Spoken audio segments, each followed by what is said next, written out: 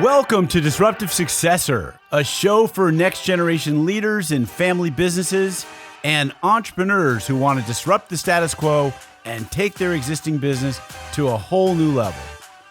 We all know that what got us here isn't going to get us there. This show will provide inspiration, advice, and resources to help you create massive impact. This podcast is sponsored by myself, Jonathan Goldhill, and my company, the Goldhill Group, where we provide coaching for growing companies. I'm Jonathan Goldhill, and my purpose is simple: to guide entrepreneurial leaders in family businesses towards more freedom and fulfillment. I want entrepreneurs to get clarity around the changes that will make them and their businesses more successful so they can experience the same freedom I've enjoyed in my life. Our proven practices challenge business owners to think differently about their business and how they're running it, and quite literally become game changers in our clients' companies. Learn more at thegoldhillgroup.com website, where you can schedule your free strategy session. Hi, it's Jonathan Goldhill, and welcome back to another episode of the Disruptive Successor Show. My guest today is Oscar Trimboli. He is an award-winning author, host of the Apple award-winning podcast called Deep Listening, and a sought-after keynote speaker. His third book, which I'm in the middle of reading, is called How to Listen: Discover the Hidden Key to Better Communication. It is the most comprehensive book about listening in the workplace. I've never read a book quite like it, so I'm thrilled to have him on my show today. Along with the Deep Listening Ambassador community, he is on a quest to create 100 million deep listeners in the workplace. Through his work with chairs, boards of directors, and executive teams, Oscar has experienced firsthand the transformational impact leaders can have when they listen beyond words. So if you want to be heard, you need to know how to listen. Communication isn't all about what you say. It's about what you hear, how you react to it, and respond. In short, it's about how you listen. And despite the fact that leaders typically spend upwards of 80% of their day listening, only 2% of them have ever had training in how to listen effectively. Oscar, welcome to the show today. G'day, Jonathan. Really looking forward to listening to your questions today. Yeah, well, I'm fully expecting that you'll turn the tables and I'll be answering your questions. So, you're familiar with my show format. I usually like to start with, how did you get here? Like, what led you to this path? What did you do? Tell us your backstory.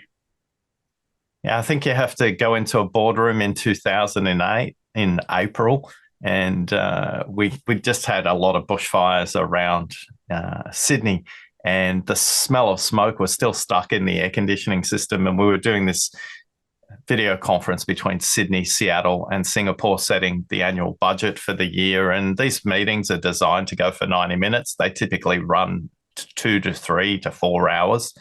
And this one was one where I was very in tune and paying attention until the 20-minute mark, when my vice president, who was in the room sitting directly across me, said, "Oscar, we need to talk straight after this meeting," which is the equivalent of, "Honey, we need to chat."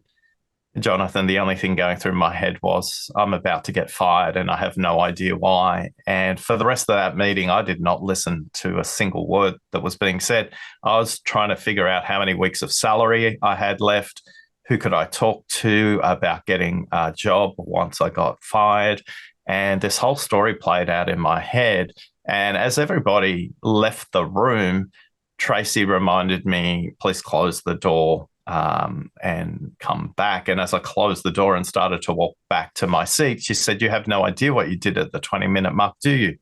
And I thought, oh, awesome. I'm getting fired and I have no idea why. And I sat down and I faced her, and she said, "If you could code how you listen, you could change the world." Now, that was a profound moment of listening and insight on her part.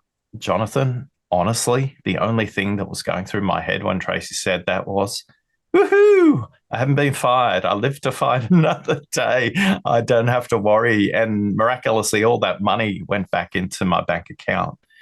And since that day, the difference between hearing and listening is action.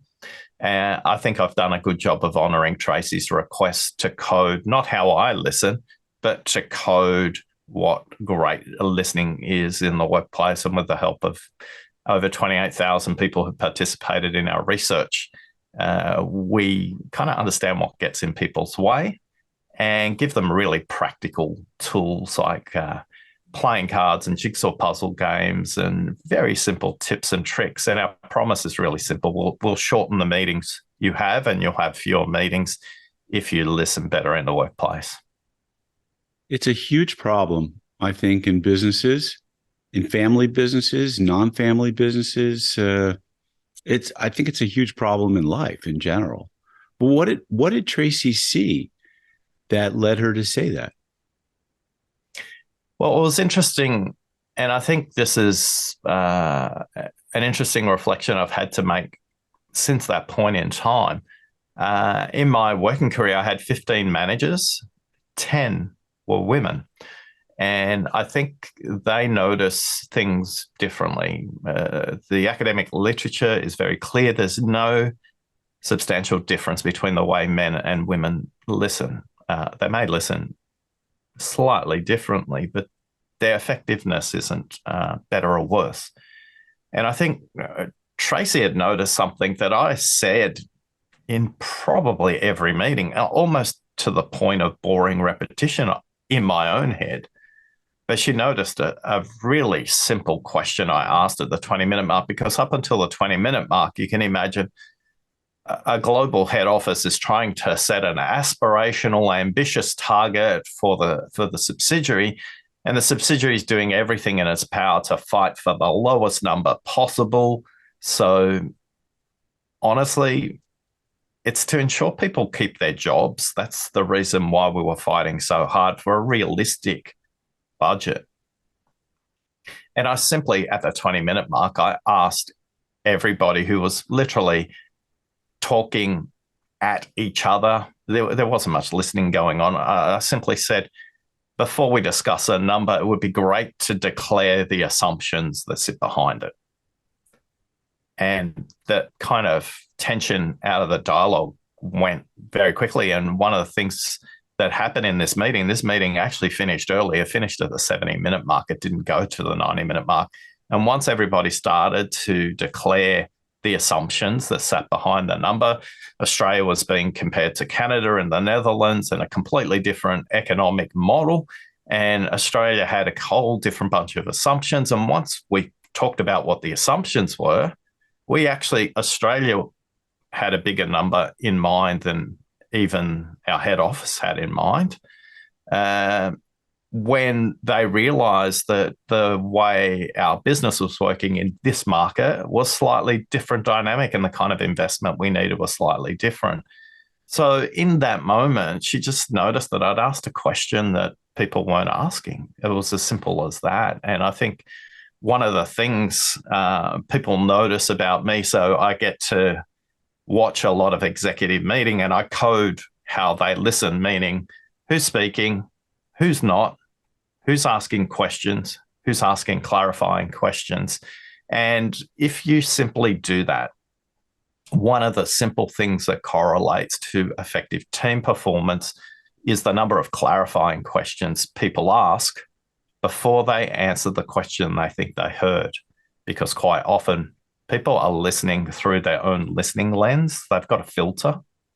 A simple example of that might be if I say to you, three is half of 8, most people will go, no, Oscar, you're wrong. That's incorrect. 3 is not half of 8. But you have a listening filter on. I can say 0 is half of 8. I'm correct. And you're still saying 4 is half of 8. I don't understand, Oscar. Whether you listen for similarities or differences is the important thing. When I say 3 is half of 8, if you're listening for differences, you'll be curious. If you're listening for similarities, you'll just judge me and say it's wrong. So if you actually draw the figure 8 on a piece of paper cut it in half horizontally or cut it in half vertically, you get the figure 3 or you get the figure 0. So all 3 statements are correct if you're listening for similarities and for differences at the same time. But most of us are not even conscious that we're listening through those filters because we're on our cell phones, we're on a laptop, we're on a tablet, some kind of device, or worse still, we have all these tabs open in our own memory. We've got all these browser tabs open about the next meeting, the last meeting, what we want to say, why they're wrong, and we're not actually listening, Jonathan. So we need to clear our brains, or what is it that we need to do to get to a place where we're listening in the workplace? You must have a formula, do you? Well, it's not a formula per se, but based on the research and the deep listening ambassador community, a group of about 1,000 people who've given us constant feedback over the last 5 years about what works. My tips are not academic, they're pragmatic, practical workplace kind of tips. Most people think that good listening starts by focusing on the speaker. That's interesting, but it's not true. What's true is if you don't listen to yourself first, you can't listen to somebody else. It's as simple as that. So for many of us, our day might look like a back-to-back meeting, moving from one meeting room or one conversation or one video conference to another. And in doing so, your mind is full.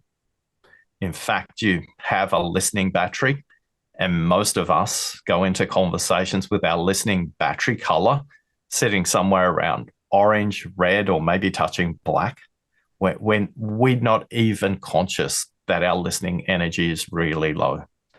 So 3 practical, simple tips that we know work based on what our listening ambassador feedback is this.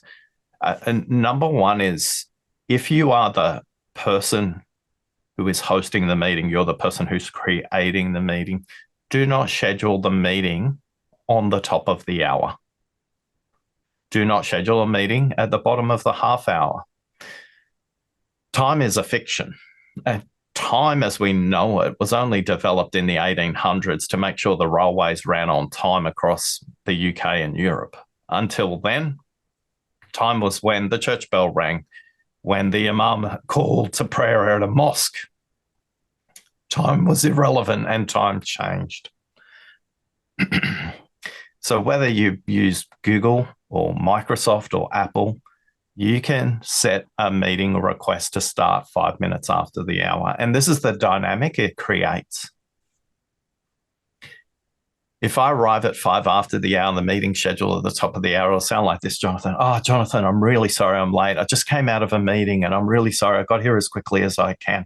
I'm here for you now. Let's get started. Or you can schedule the meeting at 5 after the hour. They arrive at exactly the same time. And they say the following: thanks, Jonathan. I really look forward to your meetings. I always have time to grab a glass of water, visit the restroom, have something to eat.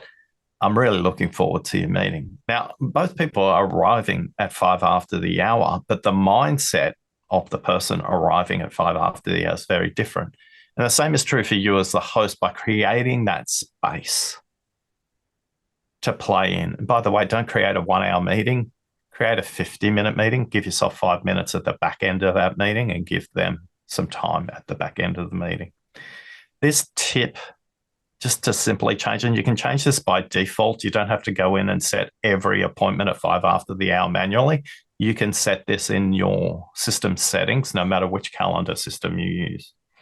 This tip shortens meetings because it gets people arriving in a state where they've shut down some of those browser tabs in the 5 minutes between. This is more powerful in group meetings because the group arrives in a state of mind that's ready to have a conversation rather than rushing in and starting off with negative energy and apologies. So that's the biggest tip that our deep listening ambassador community would ask me to give you and for you listening to help you arrive ready to listen. And we can get into tips about what happens when we have the discussion. Yeah. As you hear that one, Jonathan, what's going through your mind? Well, so the way we start weekly meetings, or even meetings that happen offsite that I'm running maybe on a quarterly basis, is we always start with a segue. And the segue is basically 5 minutes to get present. Hey, I just came from this meeting, or it's just kind of get present, dump what's, maybe it, and then it, but oftentimes these meetings start with good news, personal and professional. And if you don't come to the top of the hour with something prepared, then you're flat-footed and it's a problem. But I like the idea of a segue. I'm intrigued by the idea of starting 5 minutes after the hour and going for 50 minutes. I hear 50 minutes is an ideal length of a meeting. And I do use the simplicity of the calendar and set my meetings, my coaching calls for an hour. I'm curious about the technological settings, but we don't need to go there on how to manipulate the clock or the settings so that everything starts at 5 after and ends at 5 up. I like that. That is how therapists are. They're 50 minutes in the United States. And they're probably starting their meetings at the top of the hour and then going for 50 minutes. But I like it. I think it's good. But I think there's something more, and I'd like to go there.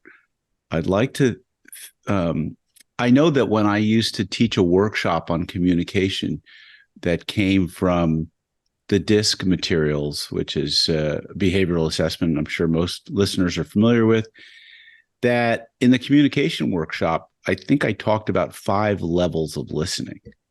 And the lowest level was where you were hearing it. And the most advanced level was where you were listening. What's the word they called it? Began with an E, but it was not listening with the intent to respond, but it was really fully listening. And I think that you probably know what these levels are, and you're really, in your book, you're talking about a whole other level, which I think is a 6th level. And that 6th level, as I understand it, is listening to what's not being said. It's listening to the body language, maybe the tonality. And these are my words, not yours, but listening to what's not said, because listening to the differences versus the similarities, that I think that's part of this 6th level of listening is it's, people say, well, don't focus so much on the content, but what's the intent behind what someone is saying? What's the energy behind it?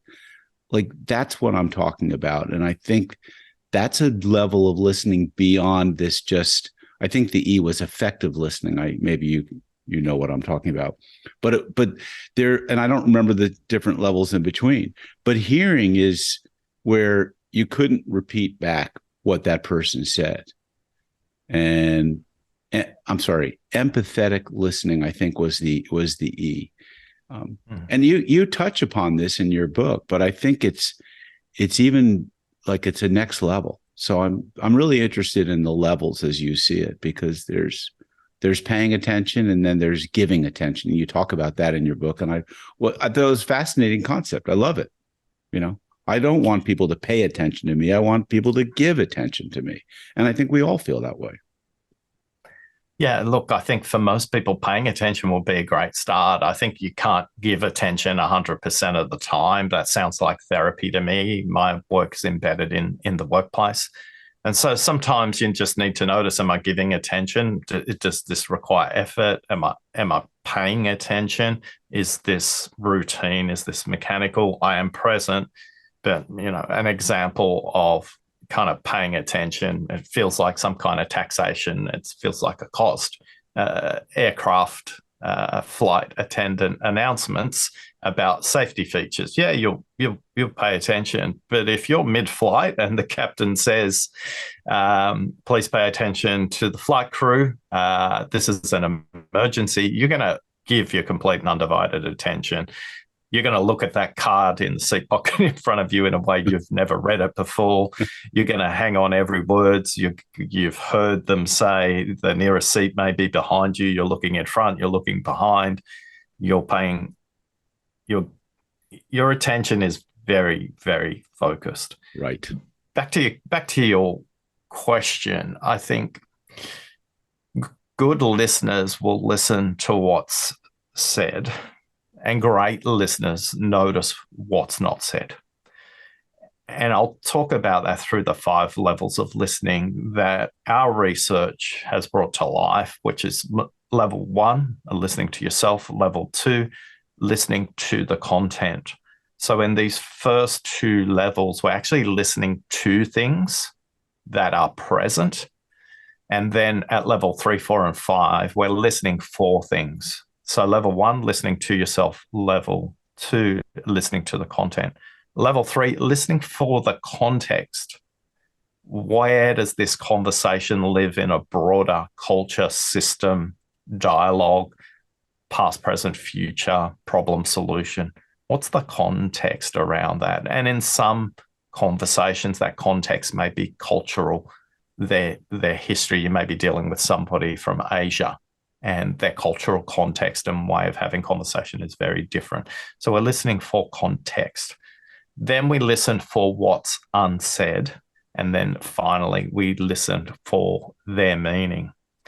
Now, when it comes to our listening, if you know the simple maths of listening, your listening will move from something that you find draining and difficult to something that's easy and light. It will be something that you don't find your listening battery drained by the end of the day because you're listening like a therapist rather than a human in a workplace.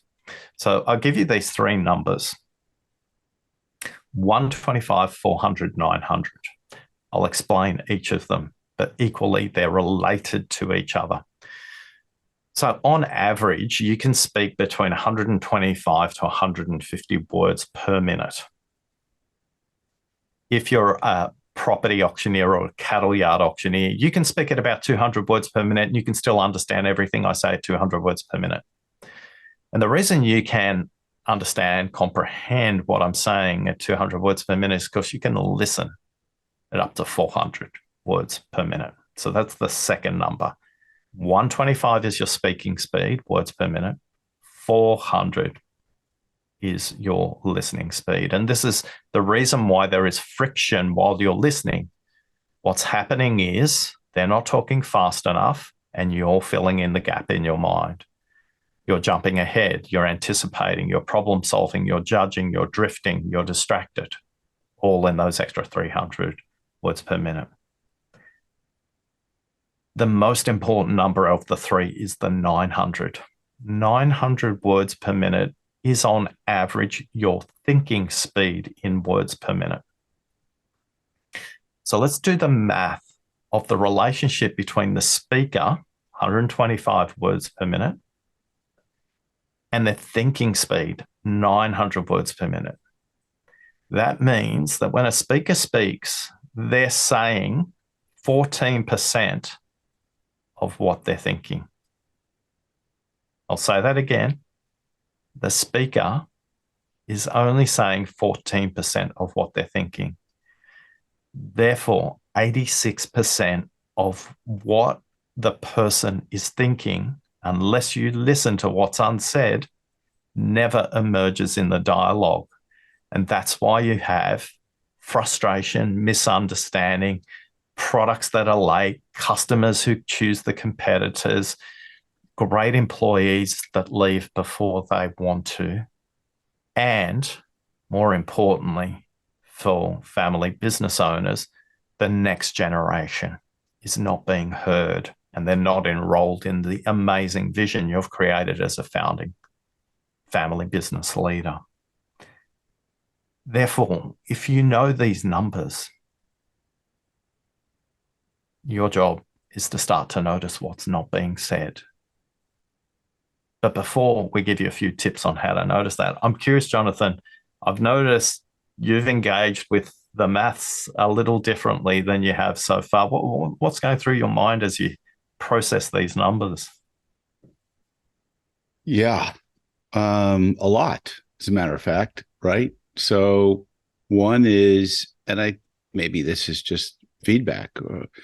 One is trying to listen without distraction, noticing some of the distractions, the dog walking and pacing behind me. Maybe he's hungry. Did he eat? Did I give him enough food? Um, so I think that this is the way people listen, is they're oftentimes distracted by the things around them.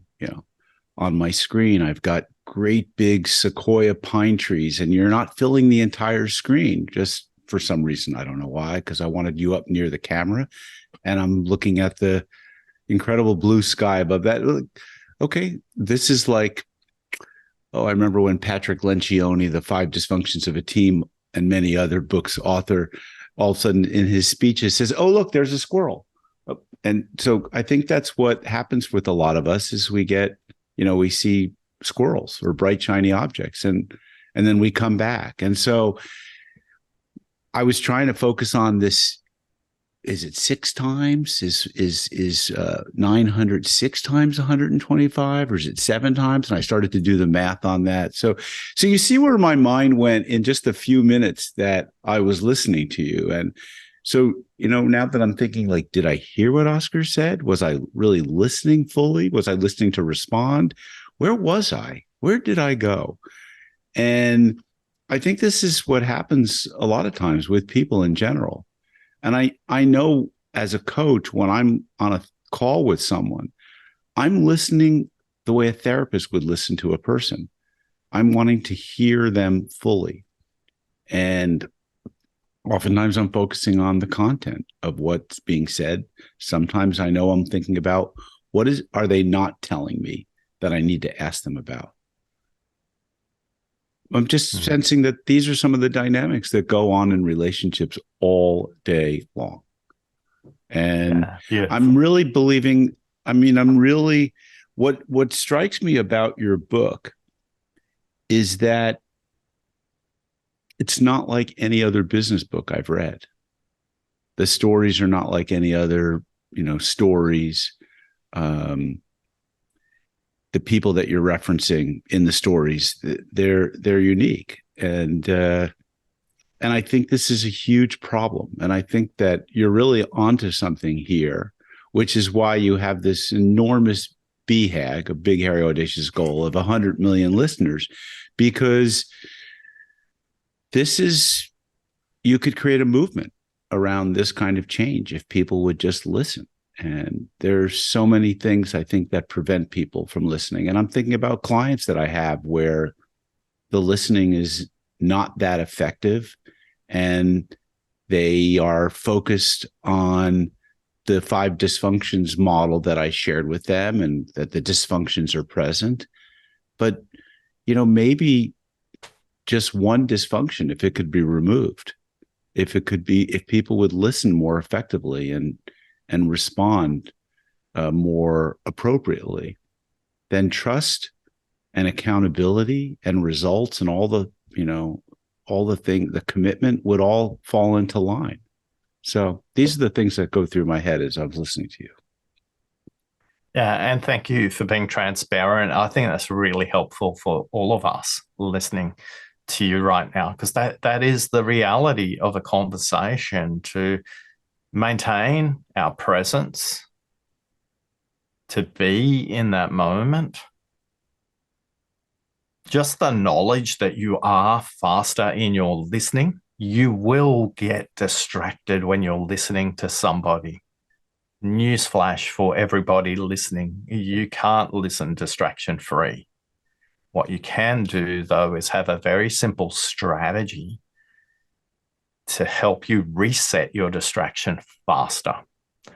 So I get distracted, but the difference between me and anybody else is I have techniques to reset my attention much quicker than everybody else.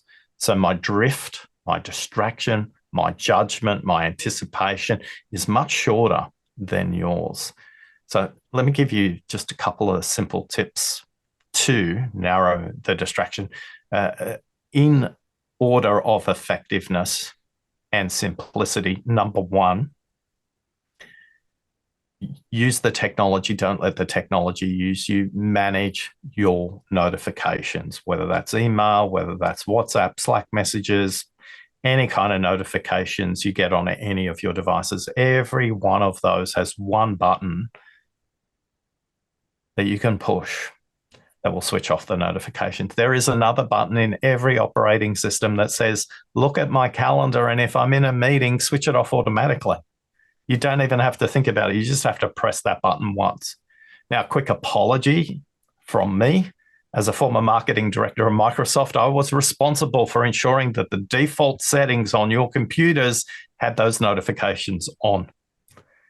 And the reason that happened was from some 1970s research from slot machine players in Las Vegas and how slot machine operators would keep their attention.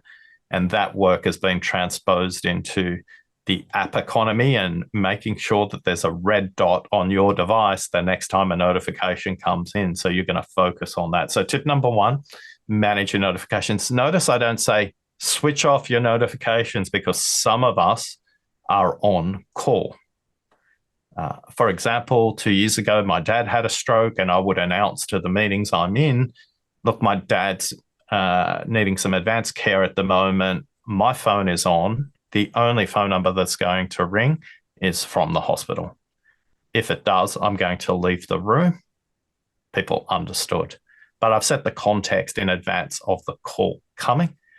The call never came, but it created connection with the group very quickly to go, okay, he's human and things happen in his life too. So tip number one, manage the technology. Tip number two, drink a glass of water while you're having a conversation. Jonathan's got a bottle, but you should be drinking a glass of water before you go into a conversation, and roughly a glass of water every 30 minutes in a conversation as well. Now, I'm not there to define the size of a glass of water, and please don't confuse your coffee with water. It's coffee. It's got water in it, but it's not water. So when you get distracted, some simple techniques in using, if you've got a glass of water, just touch the glass. If that doesn't work for you, drink the glass. If that doesn't work, just ask for a pause in the meeting so you can go and get some water and hydrate. Most people are dehydrated by lunchtime in their workday because they're not drinking enough water. Water sends a signal to the part of our body that sits around our lungs and our heart. It's called the parasympathetic nervous system. It's the network of nerves that's got more nerve endings than the brain, and it's there to anticipate significant life events. It is what's going to accelerate your heart rate if you're being threatened, but equally it can calm you down. So when you drink a glass of water next, be in a quiet space and notice what happens to the part of your body around your heart and your lungs. If you're really listening, you'll notice not just a mental change where you'll calm down, but a physical change in your body too. And then finally, take 3 deep breaths. 3 deep breaths before you go into a conversation. And if you get distracted, just take a deep breath yourself. Again, it sends a signal to the part of the body around the heart and the lungs that says relax, send stimuli to the head, and it'll start to shut down a few browser tabs. Manage the technology, drink a glass of water, take a deep breath. Those things will help reset your attention, especially when you're distracted when somebody's speaking.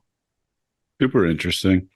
In your book, you talk about a technique that Navy SEALs use called box breathing, which I tried to practice. It was breathing out a count of 4, holding a count of 4, breathing in a count of 4, holding a count of 4. I found it very difficult to do, actually.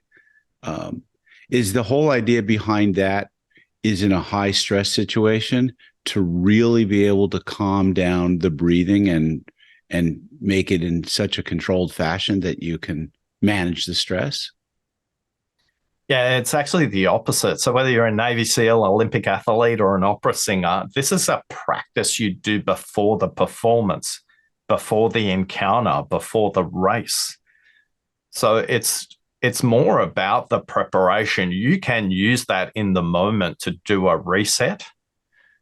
But that box breathing technique that the SEALs talk about, when we interviewed James Nestor, who's written multiple books on the role of breathing and the importance of breathing in high performance, any activity, is A, noticing your breath, B, noticing in the box technique. The box basically means up, across, down, and back across, but it's holding a box that's got equal weighting to in and out.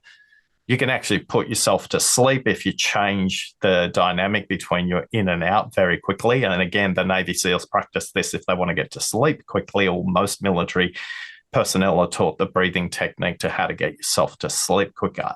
But the point is this, that your breathing will change your physiology as well as your psychology. And the importance of the breath work is, number one, breathe in through your nose. Most people are not conscious of that. And breathe out through your mouth. But when you breathe in fully through your nose, you need to take that all the way to the bottom of your lungs and down to your diaphragm.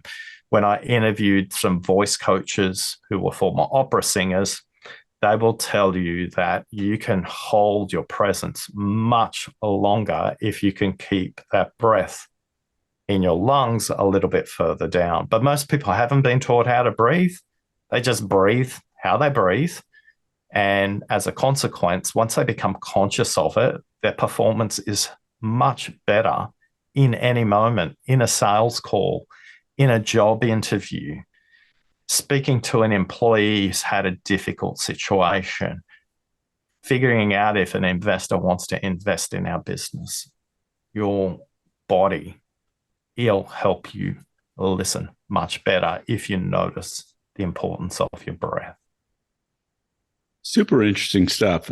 I want to go back to the point, the second recommendation, which was about drinking water. That one really caught me by surprise. I imagine you touch on it in your book, and I haven't gotten to it yet. I think it's difficult for some people to drink water. I have been on a hydration program where I actually put electrolytes in my water. And it came about because for years I had started to develop a cough, and it became chronic. And it would happen. I would develop this cough oftentimes after I would fly in an airplane for 5 or more hours. And, the cabin air is probably not that good, and you're breathing in probably a lot of germs. And I would maybe get a little bit of a cold, but then I'd get a cough, and it would last for weeks. And it got longer. It lasted longer and longer and longer. And I saw a homeopath, I saw doctors, and nobody could quite solve this problem. And then I actually found out that I had an autoimmune issue, which is called Sjogren's, which is dry eyes and dry throat. And they recommended, you should be chewing gum, you should be hydrating. And then also you should be doing using a melt, sugar-free melt in your mouth when you go to sleep at night. But that's when I discovered that if I drank electrolytes in my water, that I hydrated much better. Literally, drinking water is like pouring water on a rock. It doesn't get absorbed. But when I put electrolytes in the water, it really gets absorbed. And so I've been on this hydration program that just, is natural for me. And I love drinking electrolyte infused water. Hopefully it's good for me. I believe it is. But I believe that many people are dehydrated. And I know people who are close to me who are dehydrated and tell themselves, I'm coming to a question, believe it or not, who tell themselves, I need to drink water, but they don't. My mother, who's now deceased, but lived till 92, she knew she needed to drink water, but she was so incapable of drinking water. She would literally, as she got older, put the water to her lips, and very little would come out of the glass. I know people who live like this. They tell themselves, I need to drink water, but they don't. This is to me, tantamount to saying, I know I need to listen better, but I can't. I may be too distracted. I've got too many other things going on. How do I, as a coach, help that person? Yeah, so a little secret you don't know about me, Jonathan, is I've run over 7 marathons, over 100 half marathons, and trained other people there, in as well as ocean swimming. So I know the role of hydration in a negative sense as well. So the fastest way to decrease performance in the second half of the marathon is to take on fluids without electrolytes, because your body will not absorb it and go into shock. A lot of those marathon runners you see literally turning to jelly as they cross the finish line. They've taken on too much water, and they've literally drained out the salts in their system that keeps the muscles in position and all of that. So just like anything else, too much water can have negative consequences as well. Earlier on, I mentioned my dad had a stroke, and as a result, there were many things in his care I had to start to think about. But when I took him to the GP, one of the questions was about hydration. I said, "Hey, Dr. Nick, I've got a glass of water next to where he sits. I got a glass of water in the kitchen for him. I got a glass of water in his bedroom." And I said, "How do I get him to drink fluids?" And my dad kind of laughed and smirked in a kind of childlike way. And Dr. Nick said something interesting. He says, "Oscar, it doesn't have to only be water." So we got a carrot juice, a carrot and orange juice mixture, and my dad loves it and drinks a whole glass of that in one go. And so I think it's about noticing what's your body finding useful for you as well. So great insights there about the role of electrolytes to help absorption in the human system as well. And I'm delighted to hear that your chronic cough has gone away, Jonathan. Yeah, me too. I'm so pleased. And I think, the other thing that you're really touching upon in your book, at least I'm inferring that you are, is listening to your body, listening to your stomach, your knees, your hips, whatever is going on in your body, listening to it as if it had a voice. It's no wonder that marathon runners, triathletes, ultra marathon, they can really burn their knees, their hips. These are the people who are more often than not getting hip replacements and knee replacements, because I don't think they're really listening to their body. People who have stomach problems. I used to have chronic stomach problems when I was younger. And at some point I said, give your stomach a voice. If it had a voice, what would it say? And it probably would have said, "John, you're overeating. There's something empty in your life and you're trying to fill it with food. You've never had a weight problem, so it doesn't look like there's a problem, but you're not eating the right kinds of food. Maybe you're eating too much like nut butters and things that are difficult to digest." So listening to your body, so important, because again, if you're having distress, stomach distress, if your knee or your back is bothering, or this is going to distract you, and your ability to manage that distraction might be not that great. And it's going to interfere with your ability to be present and respond appropriately in the workplace. Yeah, earlier on, you mentioned you're up to a chapter with Evelyn Glennie in the book, an amazing world-class percussionist who's completely and profoundly deaf. And it was a joy to interview her. She lip-read my entire interview. It was just an amazing thing. But the story and the point of the story in the book is she takes her shoes off when she's performing. She's taking her shoes off so she can feel the resonance of the music through her entire body, including her feet. And she talks about the fact, yes, you hear vibrations through your ear, but you also hear vibrations through your entire body. And think about your body as a complete listening instrument. And once you're in deep connection with yourself, then you can be in deep connection with another human as well. Once you're comfortable with your breathing and noticing your breath, your attention will shift really quickly and you'll start to notice the breathing of the other person. wow, they took in a deep breath when they said that, or they exhaled really deeply when you ask that question. Or there are many things we kind of talk about in the book. Earlier on, I mentioned the importance of listening to what's said and equally noticing what's not said. And when you notice what's not said, and the dirty little secret of listening, by the way, it's not your job as the listener to understand or make sense of what they're saying. It's your job to help them make sense of what they're thinking, because they haven't expressed those other 86% of words that they're thinking. They're going to get stuck. So your job is to help them notice what they haven't said. And the simplest way to do it, the easiest way to do it, is to simply do this. So listen carefully, because it's a really short phrase and you might miss it.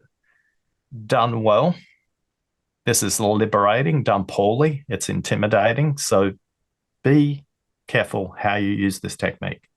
Here we go. You ready? Here it's coming. Here's the tip.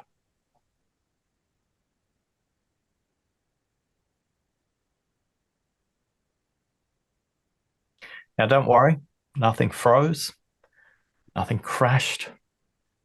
The word silent and the word listen have exactly the same letters.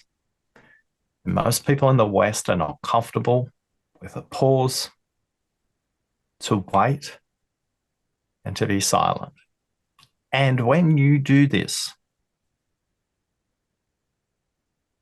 you'll notice that the other person hasn't finished what they were thinking by saying it out loud, and they will continue on. And when you get closer to what they mean, they'll say things like, now that I think about it, Jonathan, what matters most to me is, actually, Jonathan, you know what we haven't discussed that's really important to me?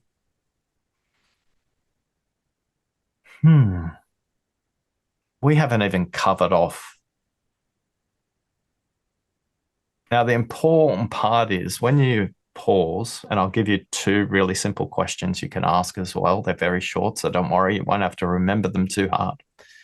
When you pause, you'll notice when the person gets closer to say what they think and what they mean, not their draft email that they press send on straight away. That's how we talk, right? Their body will change its position. Their head tilt will be different. The way they inhale will be radically different to any of the other dialogue they've got to at that point in time. And when you notice this behavior, your job is to simply do this. Is to pause and let them finish. In the West, we even have phrases to explain it away. We call it the awkward silence, the pregnant pause, the deafening silence. Yet in the East and high context cultures like Polynesian cultures, Eskimo cultures, Aboriginal Maori cultures, silence, it's a sign of wisdom, respect, and authority. And I think if you're the founder of your family business, you have discovered the power of the pause. My invitation to you now is to be choiceful when to use it, particularly in conversations with the next generation in your business. Before we get to the questions, Jonathan, what's going through your head as we think about the pause? I think it's a wonderful technique. I think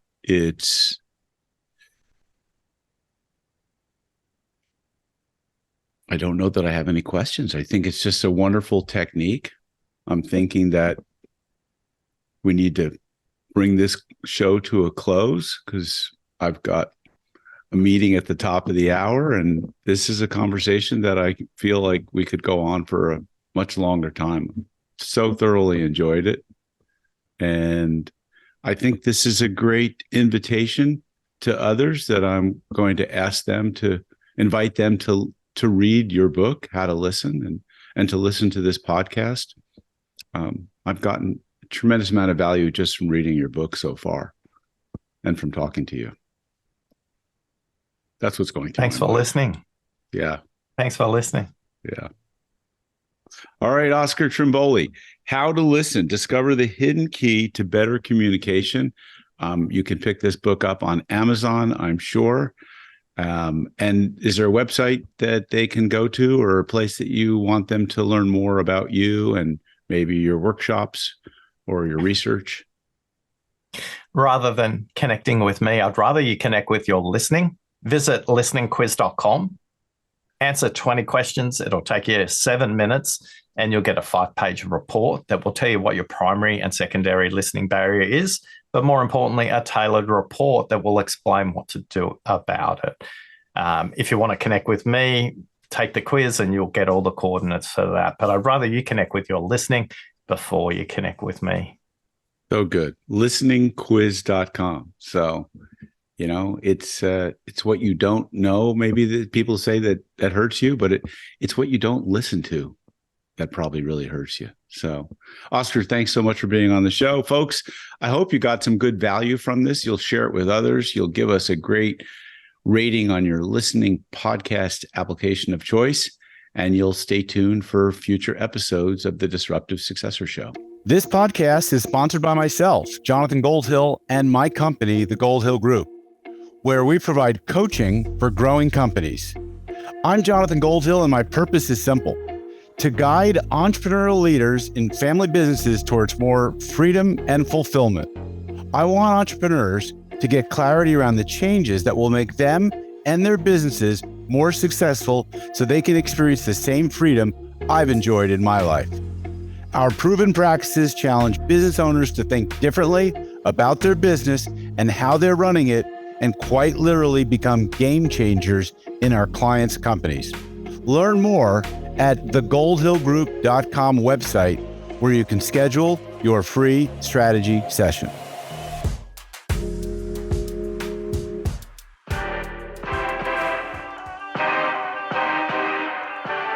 Thank you for joining us on the Disruptive Successor Podcast. If you enjoyed today's episode, please subscribe, review, and share with a friend who would benefit from the message. If you're interested in picking up a copy of my book, Disruptive Successor, go to disruptivesuccessor.com.